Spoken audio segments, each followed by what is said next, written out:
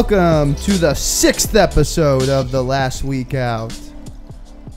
I'm very excited for today. It's a good day. We've been having lots of good conversations. I think you guys are going to be really, really happy with this podcast and the conversations that are going to be brought up and the things we're going to be talking about. We got some really big news, man. So we've been on just YouTube primarily for the first 5 episodes, but we've got it all figured out. We've crossed the T's. We've dotted the I's. We're on iTunes, Spotify, Stitcher, Google Play. We're on most of the platforms where you can find podcasts, so it's easier to listen to us instead of just being on YouTube. So we're very excited for that. So show some support. Get on there. Check it out, and please leave a review, a like, a comment. That's going to help us get up in the rankings and get more people talking about this and hearing this message that we're trying to bring along, man. So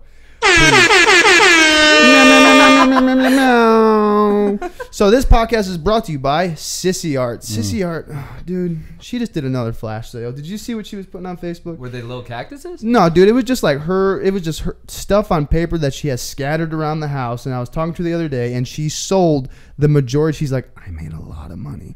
And she's like, it's just like stuff that I draw, and people love it. So please follow her at Sissy Art. SISSYART. DM her, message her, Send her pictures of yourself. Send her pictures. Send her pictures of yourself. Slide in her DMs. Yeah, she'll draw you. Slide up in her DMs, dude. These bitches are so upset. Yeah, she'll draw. Send a dick pic, she'll draw it. As a cactus. That intro music, that lo-fi banger was by Devin J. Hancock. You can follow him at Devin J. Hancock.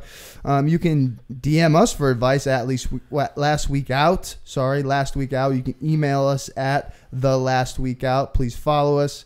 Get on the YouTube, hit the like button, subscribe. And before we get into it, let's do a couple introductions with the people in the room. You've got me, your fearless captain, Mr. Chudsy, the doctor behind all this, the person that brought it together. Adjacent to my left is our conversationist, the guy that keeps this going, that keeps the conversations going and gets you guys thinking about stuff. That's Mr. Anthony Tatum. And then we've got, David over here in the corner. There's a drop of me imitating Mr. Anthony next to me. And there was a question, actually, that we were DM'd, and that was, why doesn't David talk very much? And, well... Yeah, who sent that in? It was my cousin, Morgan. Shouts out to Morgan. Thank you for asking. David, why don't you talk very much? So the answer is I'm very busy over here recording and taking people's comments out of context and then splicing it up and then replaying it to make you look bad. And I got a lot going on over here, so I chime in every now and then. He has a very limited vocabulary as well, so it's hard. He doesn't really have many words to use. That's actually David talking most of the time. He thinks he's making sense and actually putting words together, but that's what he really sounds like. I still smell like Similac. And then there was me. That's me because I'm so young. So I guess I still smell like Similac. So thank you very much. And I want to do a quick shouts out. Quick shouts out to Steve Wren, a buddy of mine that I grew up with. We reconnected via social media over this past week, man. And I just want to shout out to him because, as I've talked about it before, I was bullied a lot as a kid, man. I was fat. I have these weird pepperoni nipples. It just looks fucking weird. I've had hair on my back since freshman year. You know what I mean? And I was made fun of, dude. But now I'm just a good-looking dude. I'm chiseled. I'm shredded and breaded, dude. But when I was growing up and everyone was being mean to me, dude, Steve Wren always took the time to still be my friend, to still hang out with me, to be nice and to stand up for me, man. And Steve, we're bringing you on, buddy. We're bringing you on, dude. We're gonna Skype you on here, dude. So big shouts out to him. You can follow him at Steve Wren. That's RYNNE. And I didn't ask him if we could do that, so please just flood his Instagram with followers. Yeah, drop DMs really on him. No dick pics for him. Yeah, dude, just say thank you, Steve. So then that's it. And then we've got a very special guest. And I say that about every guest, but every guest is a very special guest. And there was actually some discussion on how to say her name properly. So I'm going to do it right for you guys the first time. And anytime after that, it's going to cost you. Okay? It's Tara Kehler. Get it? That's how you... It's not right. Tara Kehler. Okay? It's Tara Kehler. I fucked it up. You did it right the first time, though. You did it right the first time. Okay, so I think that we have another question. We're not going to ever read who the questions are from besides David asking why he doesn't talk very often. But I think it would be cool to start with the question that we got sent in. How are you hearing me? Are you hearing me good on here? Yeah. Okay, cool.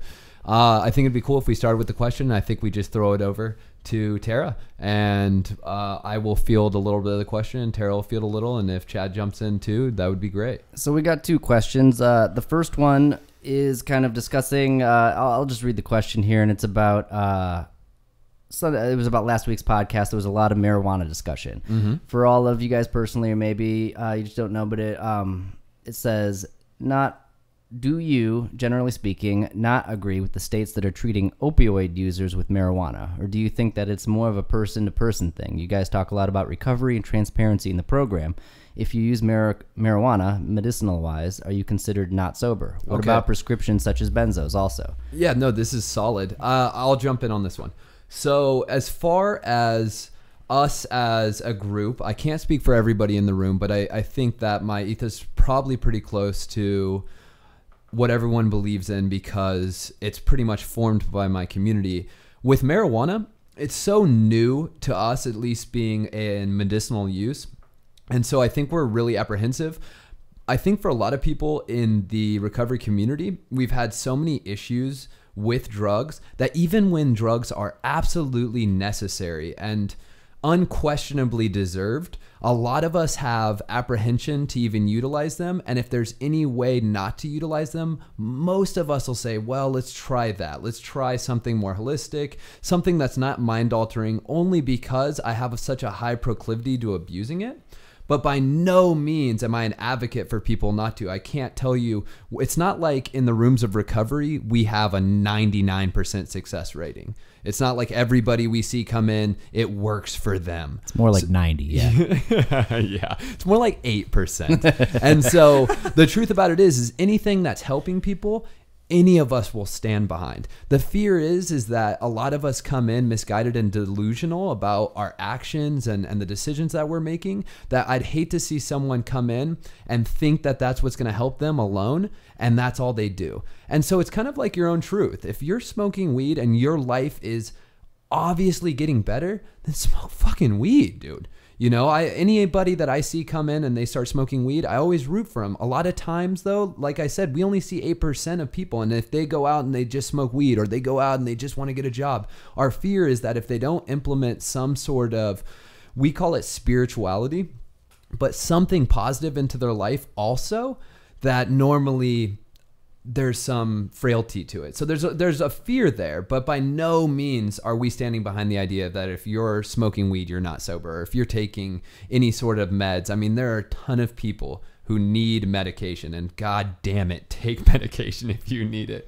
And so it's new to us. So as far as that goes, if we come off like bigots or idiots, it's probably because we are. And we're still figuring it out just like you are. And if weed ends up being the new greatest thing to get people sober, we'll be the first ones to jump on it and be promoting it here. So it's in the works. But if you're smoking weed and your life is getting better, who the fuck are we to talk about I will never get you your first hard drug. I'll get you your first hard dick. Yeah, that's an appropriate time for that drop. That was perfect. Okay, and then what was the next question? So the other question was, so they were relating it back to Danielle's podcast, episode 3. And she said it was very relatable, and it made me think about how when I have lost friends who I used to get high with and in the past and have gotten survivor's guilt to the ones that she was close to. Does that happen with you guys? How do you cope? I think that the best person in the room to answer that would be our guest. Yeah. So I have experienced that before. So me and my dad used to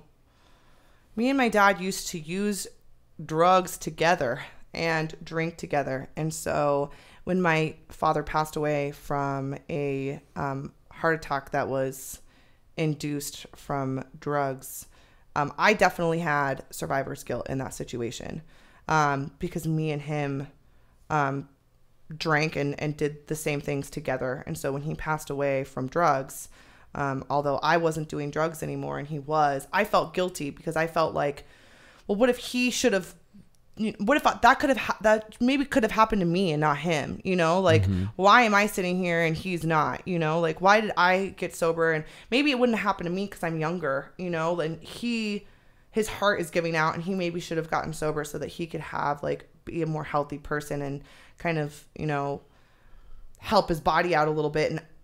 And I would have maybe been able to do more drugs for longer and then get sober later on. I don't know. That was kind of my thinking that I had. Did you feel like you should have been responsible for helping him get better? Or is that what the survivor's guilt's from? Or what was that perspective? I think it's both. I think it's like, yeah, I kind of did feel responsible for helping him. And I also felt responsible for him dying. It was like, I felt responsible for any of it. Yeah. I think that, it was one of those things where I just felt like, why am I sitting here and he's not, you know? And that could have been me so easily. Or maybe if he got sober and I didn't, and I was still out there using and doing drugs, and I would have been, maybe my heart would have lasted a little bit longer. And so maybe we could have both been, so I don't know what it was. It's just, it's this guilt that you feel when, and I've had a lot of friends die too, where I'm like, man, you know, like I had my best friend, when I was 17, passed away. She was drunk driving, and she rear-ended the back of a cop car going like 90 miles an hour down Bell Road. Jesus. And she passed away of internal bleeding on the way to the hospital. And I literally felt to myself, how many times, like, you know, have I driven a car all crazy, messed up, and I didn't hit something? Like, why is she dead and I'm sitting here alive and having this like great life, you know? Or a friend that I had in the past year that I've known since I was 15, he passed away of a heroin overdose. You know, and people found him in his room, you know, like face down on the floor, like had a heroin overdose. I've known this guy since I was 15 years old, you know, and like me and him have been close, like on and off, you know, throughout our lives and stuff. And it was just, you're just like, dude, like, and it's kind of, the truth is, it's kind of like a selfish thing. Yeah. Like when I really think about it, whenever, and I'm not saying this is me personally, whenever I've had like survivor's guilt, kind of, it's kind of a selfish thing. What do you like, mean? It's selfish in the way that you're like, man, like, why am I like alive and they're not? You're kind of thinking about you. You're not really thinking about them.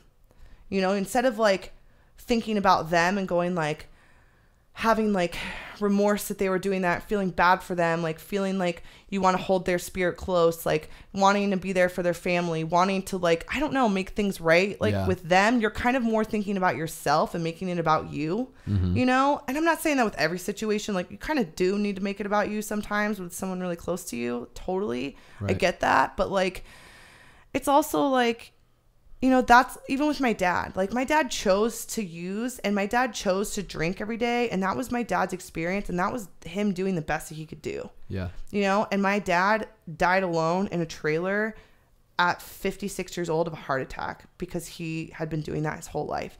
Did I make it about me? Totally I did. It was my dad. I had immense sorrow and grief. But that was the only, like when I really think about it, I'm like, would my dad want me to be super sad for the rest of my life and walk around and be like, my dad died, you know, like it's so fucked and he could have gotten sober if I would have just, you know, reached out to him or if I would have just said this or that. Like, no, my dad wouldn't want me to wander around for the rest of my life and feel bad for myself and feel like.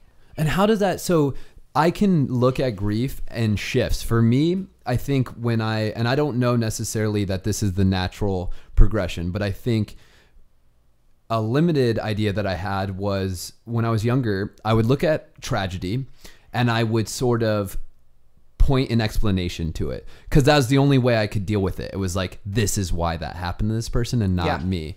Right. And then as I've gotten older, I think survivor's grief, I didn't even relate to it initially when I heard people saying it, because I think I was just kind of not giving the way of the universe its credit. And I was like, well, it's probably because you did this and maybe you deserved it or some crazy shit. Yeah. And now when I look at it and it's like what you're saying is right. How does that shift sort of happen for you to go from, like you said, like I'm thinking about me, but it's obviously not helping you. So selfishness in that respect is kind of confusing to people because like, hey, you're being selfish. And it's like, well, it's not like a fucking party you're having. Yeah. How did you shift it for you to get out of like wallowing in pity or sadness or grief? Did you go to therapy? I did go to therapy and I did because it was really hard when I lost a lot of people from 15 to 19, right? And so I went to therapy at around 20, and it was really hard for me. I felt like I had kind of this like unique experience, especially at my age that I was. Absolutely. Who all had you lost at that point? So my father had passed away when I was 15 of a heart attack. About a year and a half or a year after that, my mom got lung cancer. And so I spent a lot of time bringing my mom to appointments and bringing my mom to chemo and figuring out why my mom was sick. I was 16 when my mom got cancer. Okay. So, just like this, my whole world just totally shifted. Me and my mom like hated each other. Not hated each other. We just didn't get along. I was a teenage girl. Like, you just like a lot of times don't get along with your mom. Right. And that totally shifted our relationship, and I'm super grateful for it. But she got cancer when I was 16. She was actually a school teacher, and how she found out was one of her students. She worked at South Mountain High School, like super gangster. And one of like her students, she did special ed, threw a book at her head, and it hit her in her head. And they were like, you have sent her to the hospital, you know, Wow. and then they found out that she had lung cancer. Fuck. Yeah. And so she did chemo, like, you know, we went through all that. I took her to all of her appointments. Like, I literally shaved my mom's head. I mean, it was like, I told my mom I would shave my head, and she was like, please don't, like, don't do it. I don't want you to shave your head. I was like, okay, you know, but it was like, yeah, like I really tried you were to bigger, being way bigger than you possibly could have imagined at that age. It's yeah. like, holy shit. And you know what? At that age, like, I knew I was dealing with stuff that I couldn't necessarily like really wrap my head around, and that I wasn't fully equipped with to deal with. And I knew that being that young. It was like I was being faced with all these like problems and obstacles that I didn't know fully how to overcome. And it was terrifying. It was like, you know, there was times where I would come home and my mom would be throwing up black. There was a couple times where, you know, she was in chemo and she was really, really sick. And one time I came home and she was like seeing things that weren't there, and she was really sick, and she was like on the bathroom floor throwing up black. And it's like a vivid memory. I'll never forget it. And I tried to help her up, and she couldn't get up, and I could just feel the weight of her whole body, me trying to pick up just dead weight, you know. And I had to call the ambulance, right? And there's, you know, it was just like chaos, you know. It was like I walked into the house and there's her, and she's seeing things and talking to people that aren't there on the bathroom floor, throwing up black. I'm calling the ambulance. In rushes in all of these like 13 huge guys with all this equipment, and they wheel her out, and it's all so dramatic, you know. And then in like an instant, it's just like quiet, but you can feel the thickness of like chaos in the air, you know. And you're just like, oh my God, like stunned by it, you know. And that was like a thing I wasn't equipped to deal with. Right. Like, I didn't know how to deal with that. So my mom went to remission. It came back, and it came back, and, you know, she decided it wasn't working, you know. And she passed away 3 weeks after my 18th birthday. So I was 18. I moved from the North Valley in Phoenix down to Chandler. Now you have no biological parents? No biological parents. I don't have any brothers and sisters. Wow. My dad's family hadn't spoken to me since my dad had passed away. When my dad passed away, they came out to kind of like clear out, my dad's 2 sisters and his brother came out to like clear out his stuff and whatever. And we had gone to my mom's house. They had dropped me off. I was 15. I wasn't driving. They would drop me off at my mom's house, and they came in and they were talking to my mom, and they all got in a fight, and they literally said in front of me, they said, "It's your fault." To you? No, they said to my mom, "It's your fault that Ed is dead," my dad. They said that to my mom, that it was her fault that my dad had died. And it was like, so I lost it. I was like, get the fuck out of my house. You're lost my mind on my 2 aunts and uncles. 15-year-old. Yeah, dude, I was unhinged for sure. And I was just like, get the fuck out, you know, like foaming at the mouth, like, get out of here, fuck you, like, because it's not my mom's fault my dad died. My dad was drinking and using for years and years and years. My mom's like a nice little like school teacher, like going to church, like believing in God, like, you know, like never done any drugs, like it's not her fault, you know. And so I kicked them out of their house, and I literally didn't talk to them until I was like 25 years old. So like 10 years later. 10 years later, yeah. So your mom passed. They didn't even talk. They didn't even call me when my mom passed away. Nothing, dude. Wow. Nothing. And the older I got, the more fucked up I realized that was. Yeah, like the older I got, I was like, if I had a brother or sister and they had a kid and both of them passed away, like I would totally fucking call them. Like what? Like or show up or something. Yeah. And that's like a whole story. Like whatever. Like my dad's cousin ended up tracking me down and stalking me to find me on that side of the family and like kind of bringing me into my dad's cousin's side of the family. And that was like a really good experience for me. Good for him. And then so about a year after my mom passed away, my grandfather, I was really close to my grandfather. He was like on your mom's side. On my mom's side. And I was super close to him. He lived out here. He lived northern central, so really close to here. And I would hang out with him all the time and see him once a week. He helped me with like money stuff, you know, just was like my parent basically. He passed away when I was 19. He was old. He was like 90, you know? And then my grandmother passed away 4 months after him. So it was like every single person in my family passed away. My best friend died. Between 15 and 20. And what about your best friend? Yeah, my best friend died in between my dad and my mom. So I was like 17, somewhere in there. She died drunk driving on Bell Road, going 90 miles an hour, hit the back of a cop car and died in the ambulance from internal bleeding. Oh my God. And so... yeah, it was like a lot of... So you're 20 years old, and we'll kind of wrap this into the question, but at that point in your life, what was your sentiment to all of this death? Like, what were you grouping it all together? Were there some that you understood, or was it just like, poor fucking me? Totally poor fucking me. Yeah. It was like Well, for honestly, poor fucking you, even in this moment. No, that's fucking a lot. I don't look at it like that anymore. Oh, okay. It's so funny because, like, I felt really different. And especially at that age, like I was like 19 years old, you know? So like I didn't know another person I maybe knew some people that lost one parent, but I didn't know someone that was like completely untethered from any type of parental or family, right.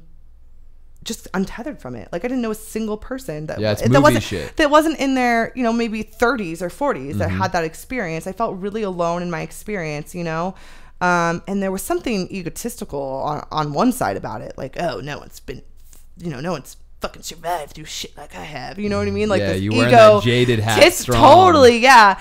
But then there was also like a real loneliness, you know, like a real sadness and a real, I was very like distant, very cold, like it was hard for me to, have close friendships and relationships. Every relationship I was in my early 20s, I was very distant. I was very like not open. I was just friends or both friends intimate. and intimate partners, you know, like I was just very like closed off. I just was like, and I did have a fear. Like I did feel like people that got close, this was my fear. People that got close to me die. So if you get super close to me, you're dangerous. Like you're going to die. Yeah, like there was kind of like almost like a protection thing towards other people. Like, wow. I don't want you to die, so don't get close to me, because everyone that gets close to me dies. So, it's like the worst superhero in the Marvel universe. Right. Yeah. Or the best. It's all about perspective. I guess. I don't know. But like, so in relation to the question, like, did I have survivor's guilt? Like, yeah, I think that comes out in a lot of different ways. For me, it did, you know, and I did. I went to therapy and I kind of changed my perspective from this, like, and I think that's normal. And it's a part of the process, being like sad and grieving and being like, why did this happen? And wrapping your mind around it and feeling how it affects you, you know? And I think I walked around feeling really fucking bad and I couldn't help it. You know what I mean? Like, I think there is a period of time that you just cannot help how you feel. It just is what it is.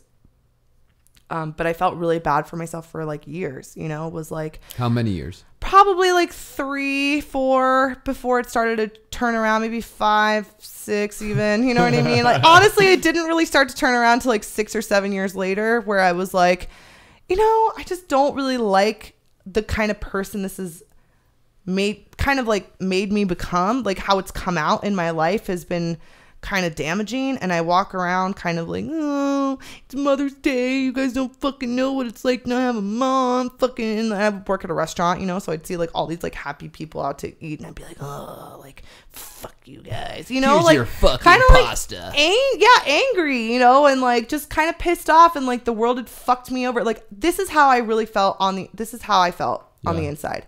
I felt like the universe had given people like a hand of cards, right? Maybe some 3s and maybe some 8s and maybe a couple aces and a king, and maybe, you know, so like a variance of cards. But the universe gave me like all fucking 2s, dude.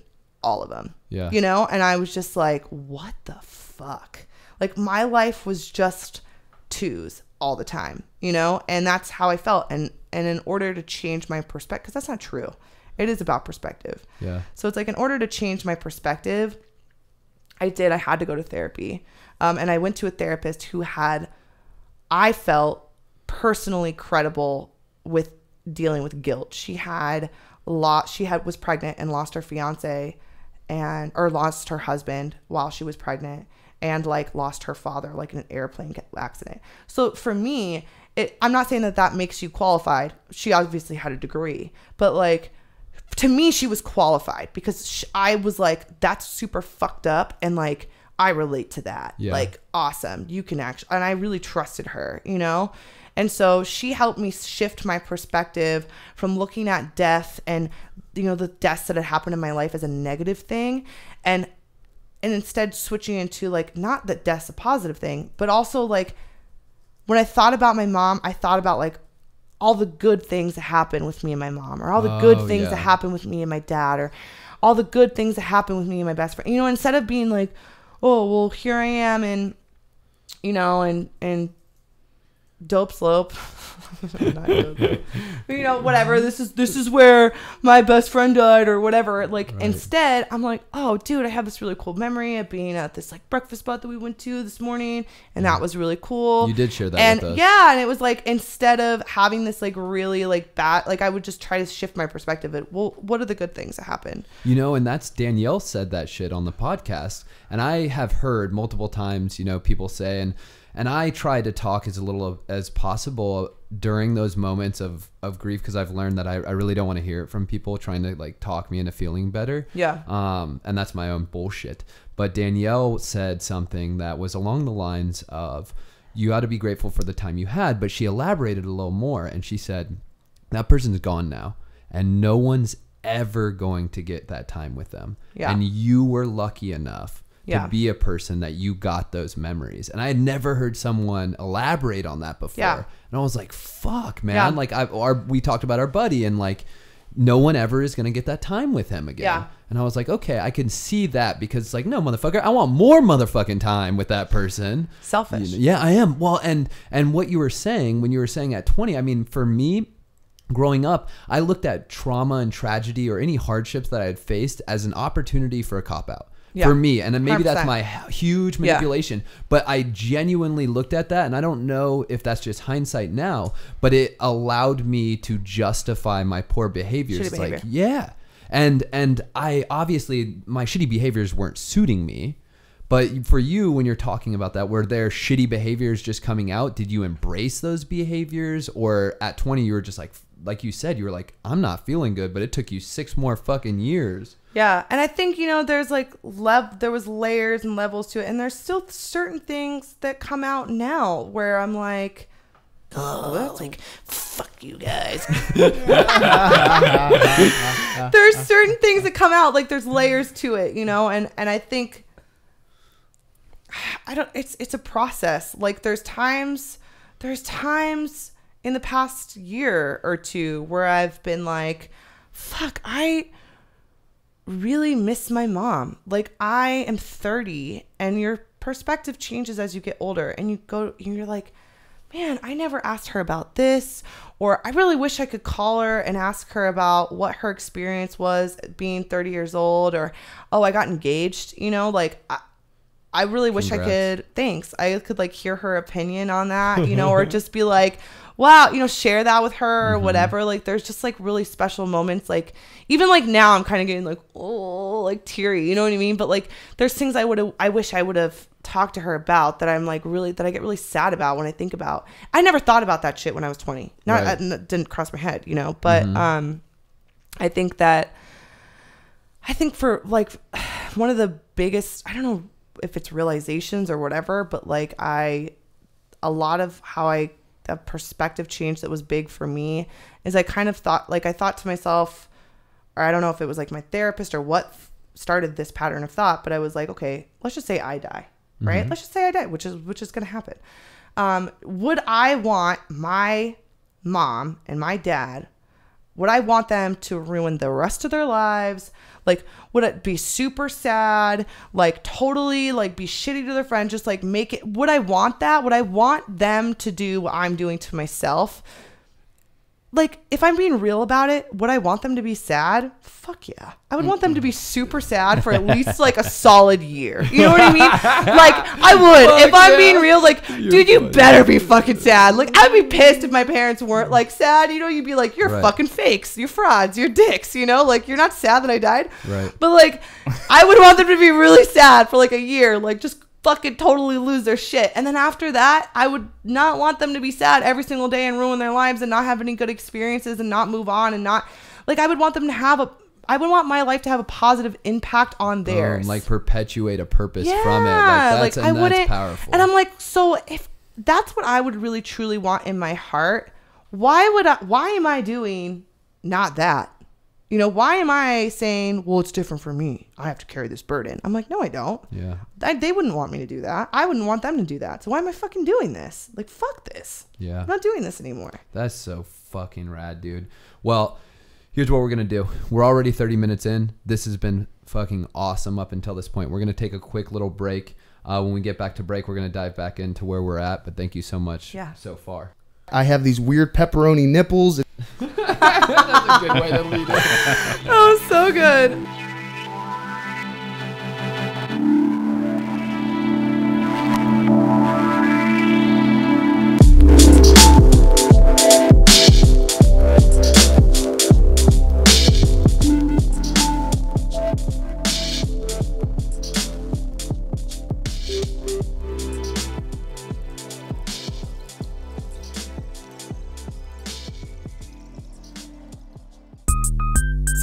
Sissy Art made it.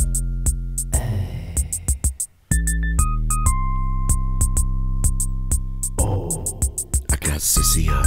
I'm a motherfucking wall. I ain't got no other paintings cause the Sissy gang, y'all.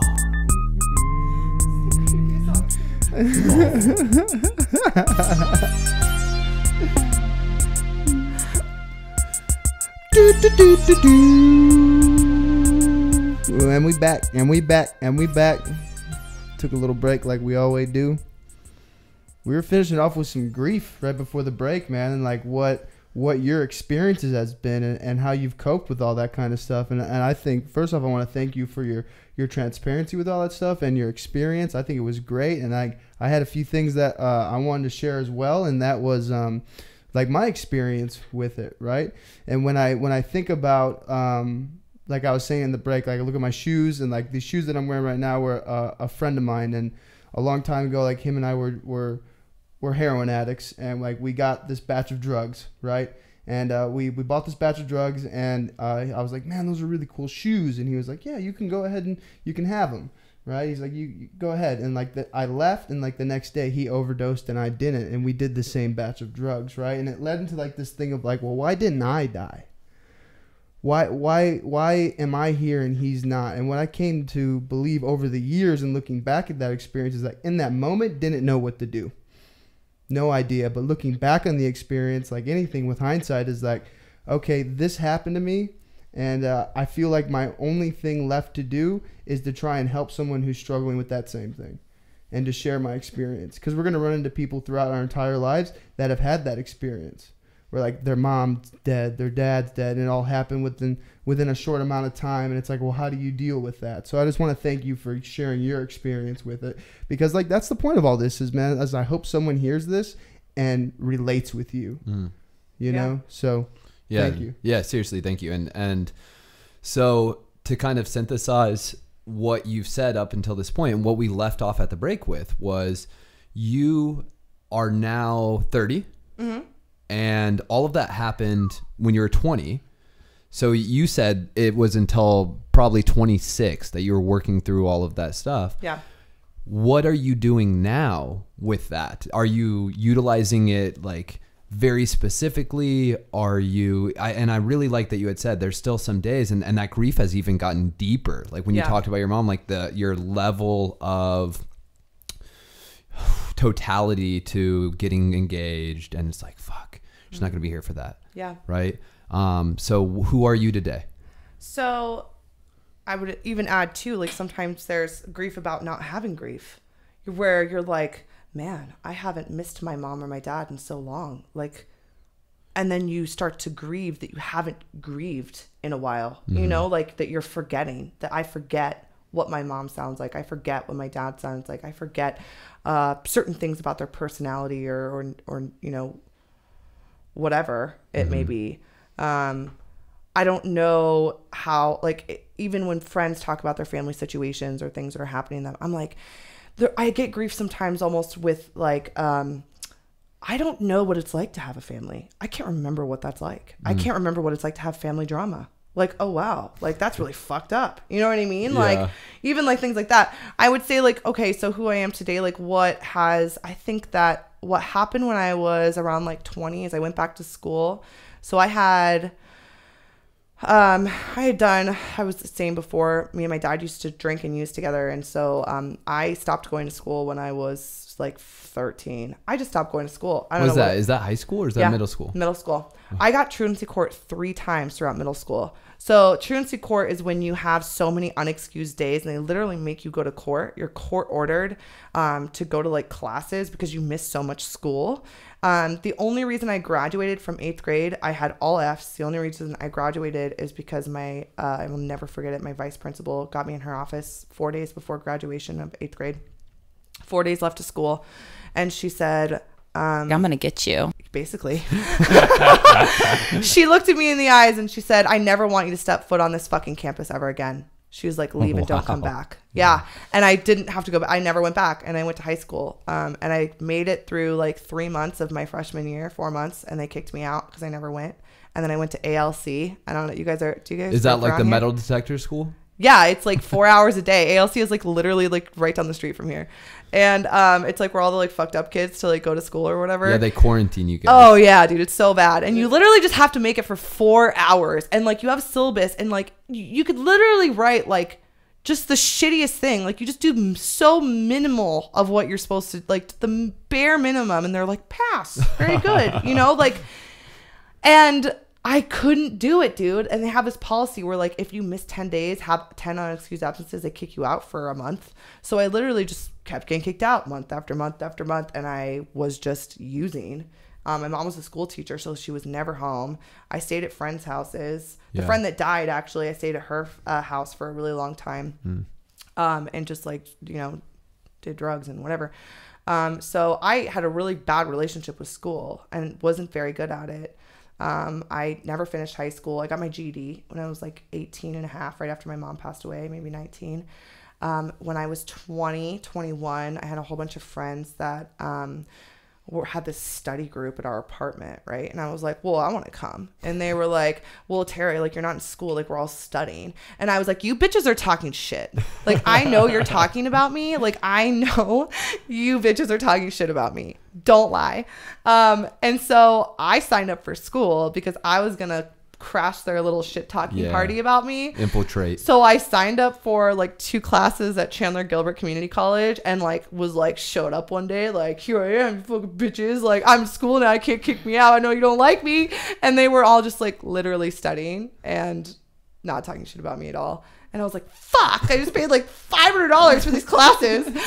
So like I had to be in school, right? So my first day, I had an 8th grade education. I didn't, at this point, like I had a GED, but dude, like most, you don't really, have to go through high school to pass your GED. So I had an 8th grade education, and I went to college, and I cried my first day in my first class.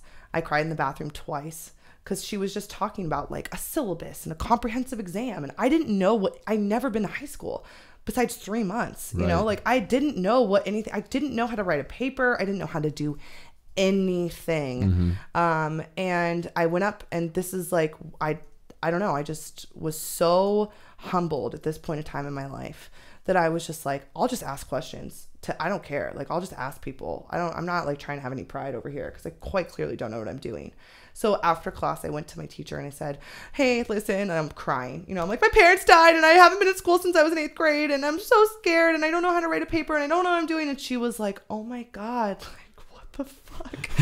And she literally like helped me so much, would help me with my papers, would like always like answer my questions, would always spend extra time with me after class, like really like encouraged me, to like go to school and like do it. And so I took I went to school part-time for a lot of years.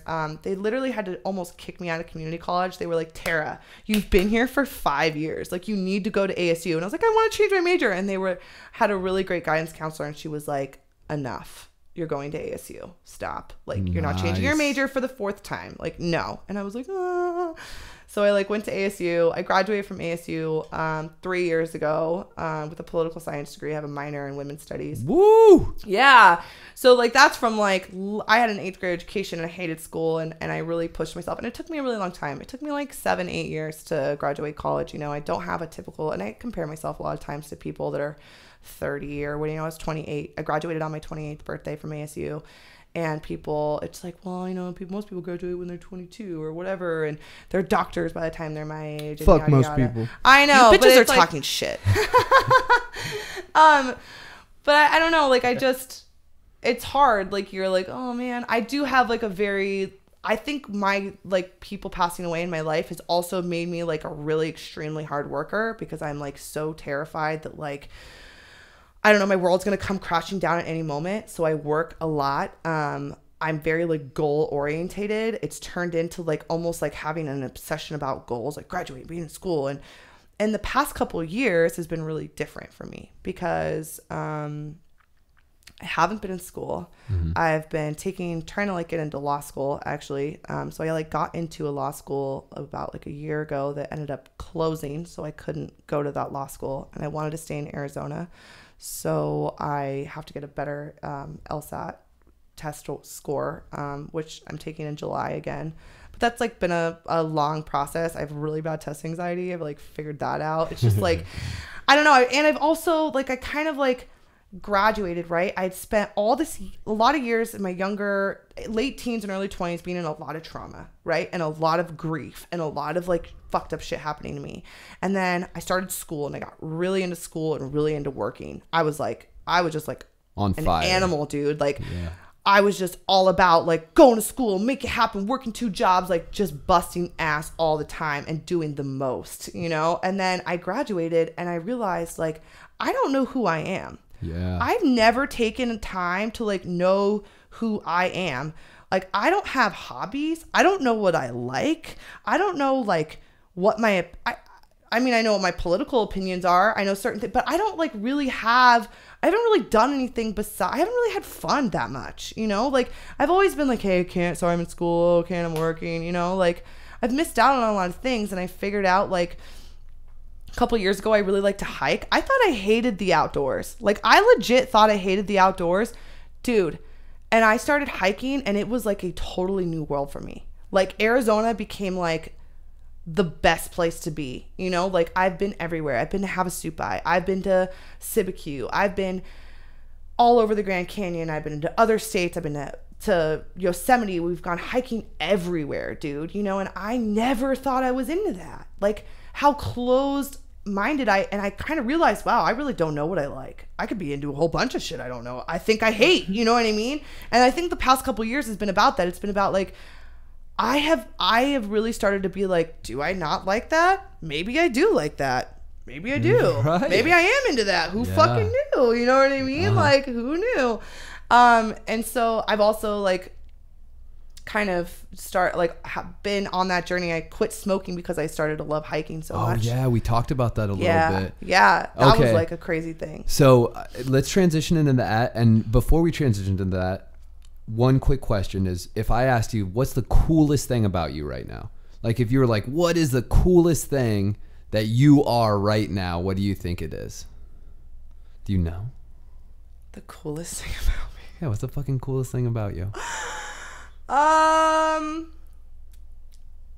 The coolest thing about me right now, I think, is that I squat a lot of fucking weight at the gym, dude. I fucking kill it, dude. Fuck them. Like, fuck it. I squat a lot, dude, and I have a big butt, and I'm like really super proud of it that I've like squatted my way into like a stripper ass. Like, it's so awesome. Kind of girl. Like a big, and everyone's always like, dang, your butt, good big butt. I'm like, dude, I've always kind of like earned this butt. I have. Like, it's really awesome, dude. It's like really awesome to be like, I went from being a really skinny Big butt. I'm like, girl, like a big like a skinny thin girl my whole life, and I got it really into working out, and I've always kind of had like naturally a little bit of a butt, like it's some genetics a little bit, but like I really have worked my ass off, no pun intended, on getting a huge butt. And like people always comment on it, and I'm like, fuck yeah, dude, I work hard for this shit. And what's awesome is that there's a rumor going around at my work that I have a fake ass. And I'm like, no, my boobs are fake. I will tell you what's fake and what's not. I don't care. But like, this butt So what's fake? is real. My boobs are fake. I have fake boobs. I got fake boobs like a year and a half ago. New boobs to this. Yeah. Well, new boobs and to this. you were talking though about quitting smoking, and you told us that was really connected to you said eating disorder and you controlling your eating, and I think that segues well into like your body ideology and how you're feeling now. So let's talk about that. Okay.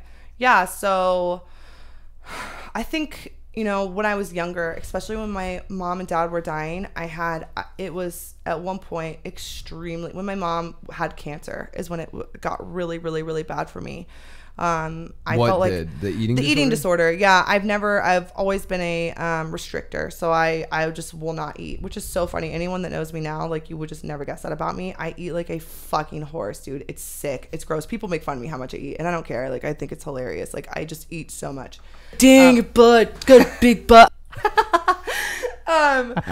So like, I don't know, like I get so thrown off. I'm like, what was I talking about? So when you were with your mom, the eating disorder Yeah, took it got over. really bad. I was taking my mom, to appointments and chemo, and I just like felt like I couldn't control anything in my life. I was so young and I couldn't control what was happening around me, and so what I decided to control was my food. And I got down at one point to 117 pounds. I'm 5'10". 117 pounds is very emaciated. fucked up. It's horrible. Yeah. I stopped having my period. It was really, really bad. And, I don't have body dysmorphia, and a lot of people do. I knew how sick I looked. I didn't think like, oh, I look fat. I've never had that. That's a different disease or whatever. But I just really struggled with that on and on at that period of time. And I think in like when I've broken up with boyfriends or really traumatic things, like in my earlier 20s, it would trigger that a lot. I would have a lot of stress. My reaction to stress is not eating. Yeah. And so when I had like other things that came up, I think when I was younger, that was my response. And I also think that it's like a socially constructed ideal that we have for women to be very thin, to not be strong. There's almost like a sexuality around being thin, right? That I wanted to fit into that construct. And so I remember like thinking about going to the gym and lifting weights, and I was like, I would never do that. And I don't want to be a big buff lady, like, ugh, like I wanted to be as small as possible. And like, as a woman, when you are in society, you want to be as small as possible. Like, your thinness is directly correlated with your worth in a lot of situations. Yeah.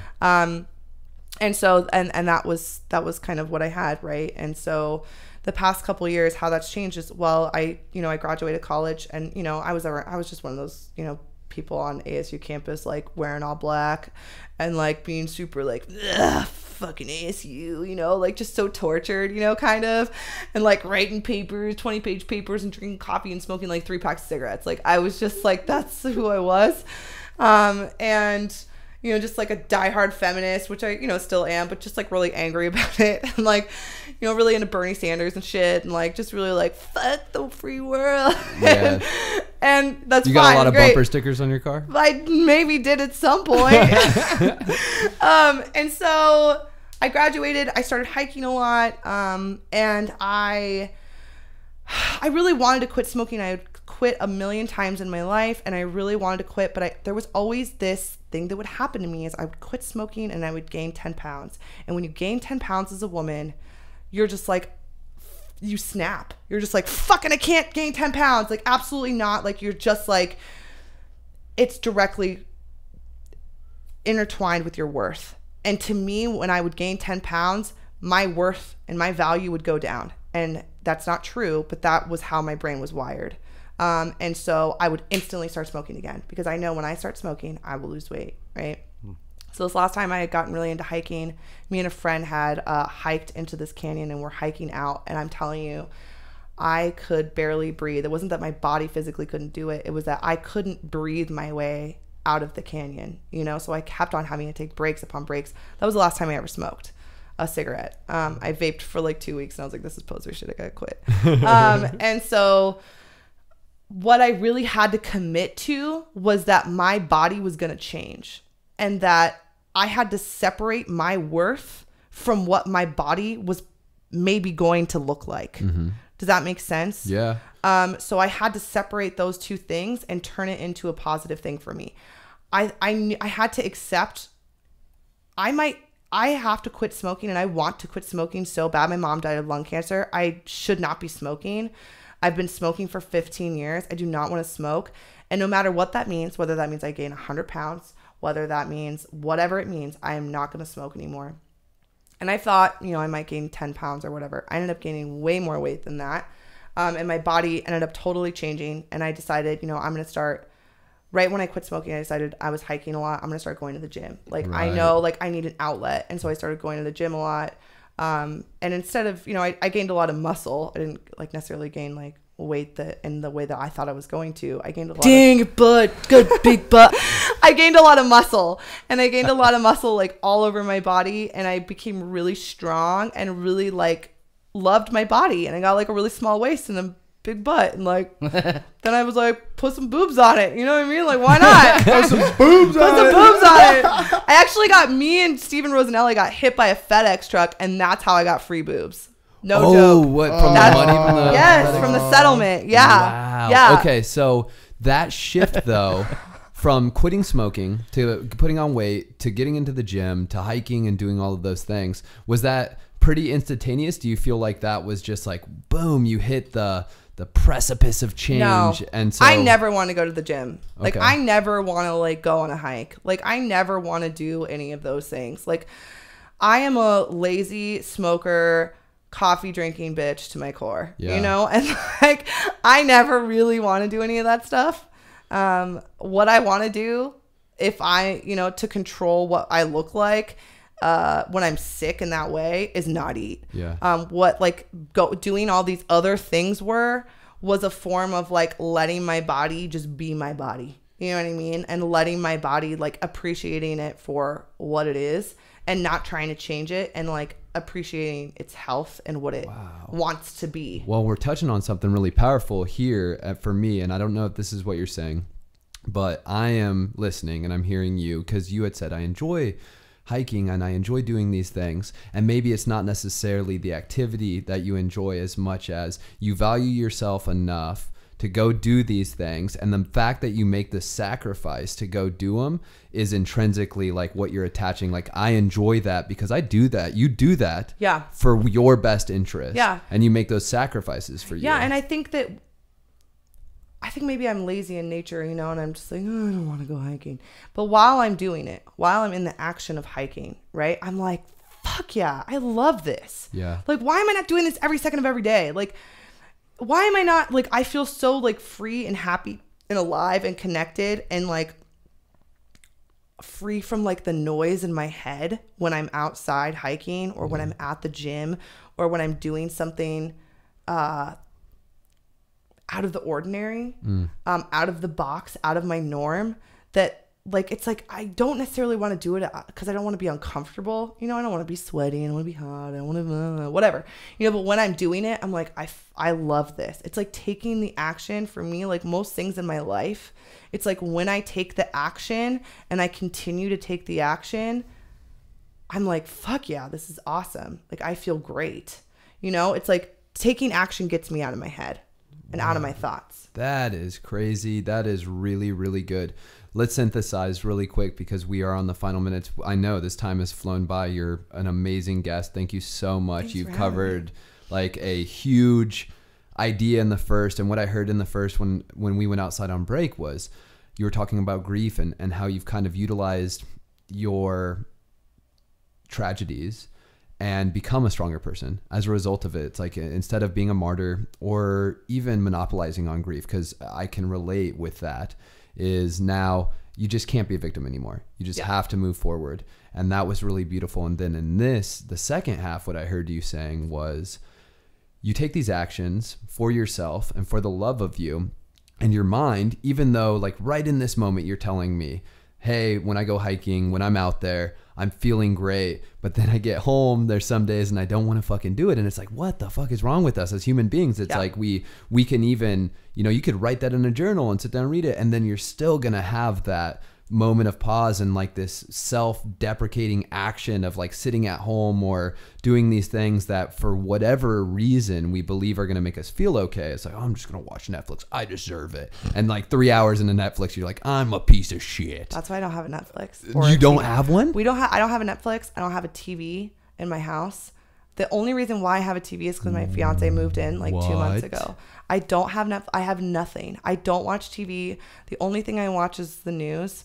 I literally am so, the only thing I am so disconnected from all shows. I've never seen Game of Thrones. I don't know any of these Avenger movies. I know nothing. I read books. I experience life. Oh, we're going to have to bring you on again. This is going to be so fun. This is its own topic. It is its own topic. How the fuck did we get here? You just at like the end? completely like I completely unplugged because it's like, dude, I'm wasting my time. I'm essentially what I'm doing when I'm watching shows is I have a very addictive personality. I am living someone else's life. Why am I doing that? Why am I investing time in living somebody else's life when I'm watching a show? Oh, I should be living my own life. I can't. We can't go into this right Okay, now. You're gonna make me freak out. Okay. So, Chad, jump in, man. Synthesize a little bit, and let's wrap up again. Tara, thank you so much. Yeah, seriously, it's been a pleasure. It's been really fun. This is how I want to unplug and start reading more books just from talking to you a little bit, because I can tell, like, this whole podcast I've kind of been sitting here listening to you, and it's almost like a feeling of not being at your level intellectually. Oh my God, that's so right? nice. So sweet. Thank you so much. I don't know if it's a compliment to you or like a diss to Big myself. butt, good big butt. So I mean, I don't know. You have encouraged me just in this conversation and just listening to you, and now I say encourage, and now I have this motivation to go do those things. Am I going to go do those things? Probably not. Is that okay? Yes, that's fine. That's okay. But like at the same time, just thank you. Thank you for your transparency. Thank you for your honesty. Thank you for just coming and being exactly who you are. Thanks. And you didn't pander to us, and you didn't try to say things to us that are like, well, I think they're going to want to hear this. You were like, no, I'm going to say this. I'm going to say I got a big butt. I'm going to say I got fake boobs. I don't even care. And you just kept going and going and going. And it was like, when he asked you, what's one thing about you that's really cool? Then I was thinking about that, and I was like, I don't know this person. I barely know this person. But something that's really cool about you, but at the same time very annoying, is how aggressive you are. And you know what? Because you touched on that when we were on break. And I I have actually been very aggressive in the past couple of years, and it's been a turning point in my life. Because as we were talking about, I don't know if we didn't record it, but we were talking about personality traits that we associate between men and women and gender, right? And we don't associate being aggressive with being a woman. And when we do, she's a bitch, right? So I like being aggressive because, one, for a very long time in my life, I was not, and I didn't speak up for myself, and I felt trapped. I felt trapped in my own mind. I felt trapped in my own body, and I felt acted upon as a woman. And I have, in the past couple of years, this has been something that I love talking about, and people notice this about me. When I'm out and about, you know, sometimes it doesn't matter let's just preface this by saying it doesn't matter what the fuck I'm wearing. I have been catcalled in fucking sweatpants. I've been catcalled in whatever I'm wearing. Doesn't matter. But a lot of for so long that has happened to me. That's been happening to me since I was about 10 years old. Men on the street saying things, like people in grocery stores saying things, just wherever I am, like men saying things to me. And I never have said, you know, as women, a lot of times we're just, you know, ignore it, just ignore it, just ignore it. Right. And in the past couple of years, I haven't ignored it.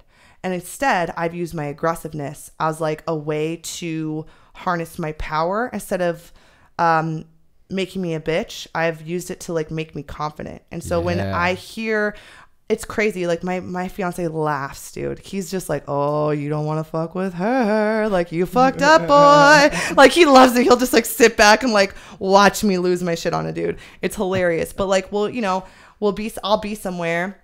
And this has happened many times. I can count many times. And I'll be at the store, right? I'll be at the store. Let's just say this is like a recent one. I'm at the store and I'm walking around. And it's, you know, 11 o'clock at night. I'm dressed nicely. I went out to a friend's birthday. And this guy says under his breath as he's walking by me, damn, bitch, right? Like, as I'm like walking by. And I was like, what did you say? I straight up just got in his face and like circled around him and got right in his face and was like, what did you say?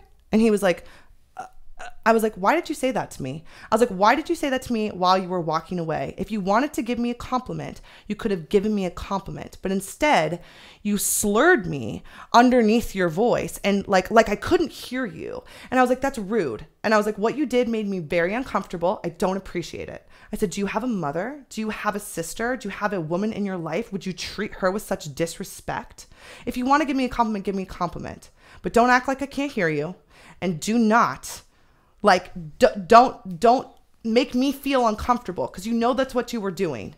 And he was like, oh my God, I'm so sorry. Like, I'm so sorry. I'm so sorry. I will never do that again. What do we need? Right? It's like, and I've done that multiple times. And you know what? It happens. It's like, I'm so fucking glad that I do that because for so long I was just like, oh, just ignore it. I'm just going to pretend like it doesn't happen. And it made me feel super fucking trapped. And it made me feel not powerful. And like, I hate it. I don't know why. And it also doesn't educate men when we're quiet. Being quiet is not, and it's not my job to educate men, but it's like, you know what? Like, maybe there is a guy that does that a lot and thinks it's like funny or cute or whatever, right? And like, maybe I can be the chick that's like, hey, dude, that really fucking sucked. And I'm not like a total bitch about it. Like, sometimes in the situation depends. But like a lot of times I'm like, hey, dude, why did you do that? Like, you just made me feel really uncomfortable. Like, that was kind of weird. Yeah. I'll just be super real with them. And they'll be like, oh my God, dude, I'm super sorry. Like, I'm like, if you do that, you should probably stop. Like, it's kind of shitty. Well, does that ever work? Like, all of a sudden the girl turns around and then they're sleeping together 10 minutes later? It's like, never worked. And that's what my fiance says. He's like, why on earth would these dudes do that? Like, when has it ever worked ever once? You know? And I'm like, it's not about it working or not, Jay. You're missing the point. Like, I love you. You know what I mean? And that is true. But like, it's about like, why you disrespect, like why it's like, and I don't mind having people compliment me and saying, oh, hey, like that doesn't bother me. This guy actually at the mall the other day was like, you have a really nice body, and said it in a very like polite, nice way. And I was like, oh, thank you. You know, like, okay, I don't mind a compliment. But when you're like, damn, baby, you're fucking hot. Like, nah. I'm just like, you know what? Fuck you.